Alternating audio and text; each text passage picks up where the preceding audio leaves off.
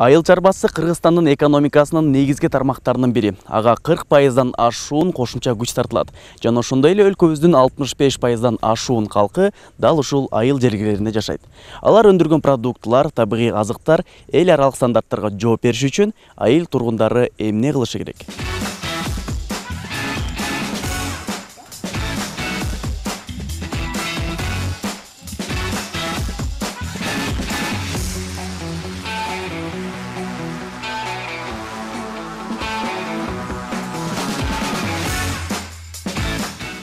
Бул багытта Айыл чарба министрлиги пилоттук долбоордун негизинде Кыргыз-Корей өндүрүүчүлөрүнүн заманбап кургатуучу аппараттарды туура пайдалануу жана анын артыкчылыктары боюнча тааныштырып өттү.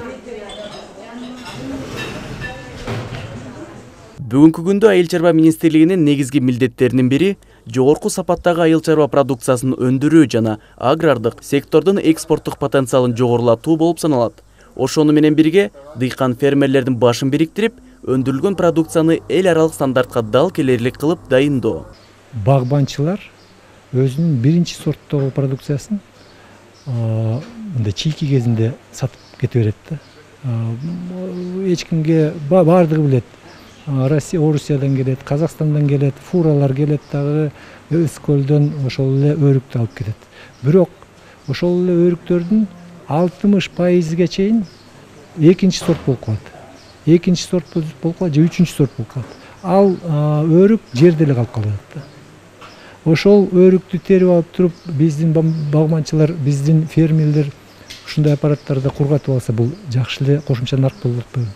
Өлкөбүздө өндүрүлгөн ар бир азык, мөмө жемиштер, бирок ошол продукциянын табигый экендигин далилдегенге көпчүлүк учурда тиешелүү сертификаттар болбогону дыйкандарга жол тосуп келсе, бул долбоордун алкагында дыйкан фермерлерди бириктирүү менен сапаттуу жана көлөмдүү өндүрүшкө ээ болуу мүмкүнчүлүгү түзүлүүдө.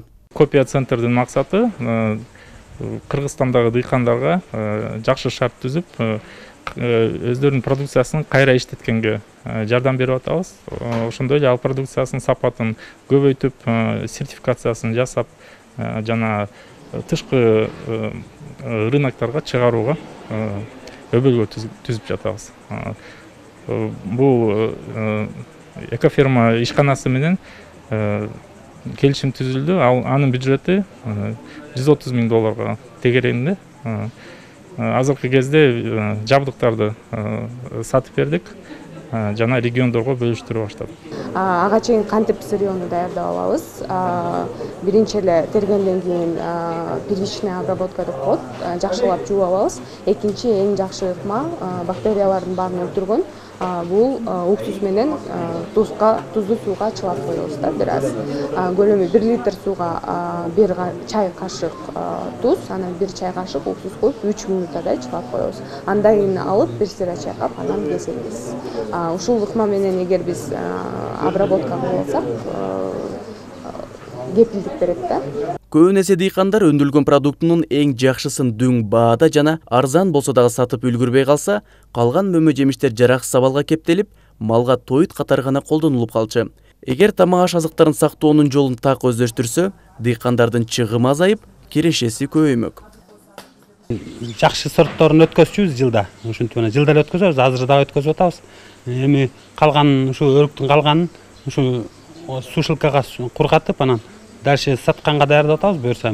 Мурун биринчи сортторун сатчубуз, андан кийинкилери көп нерсенин баары эле жерге түшүп жарабай калчу. Эми мына момундай аппараттарды берип атат. Ушул аппараттар менен буюрса, ошол баардыгын коромчусуз жакшы сапатта кургатып, эгер биздин эмебиздин сапаты жакшы болсо, дүйнөлүк рынокко чыкканга жакшы шарт түзүлүп атат буюрса.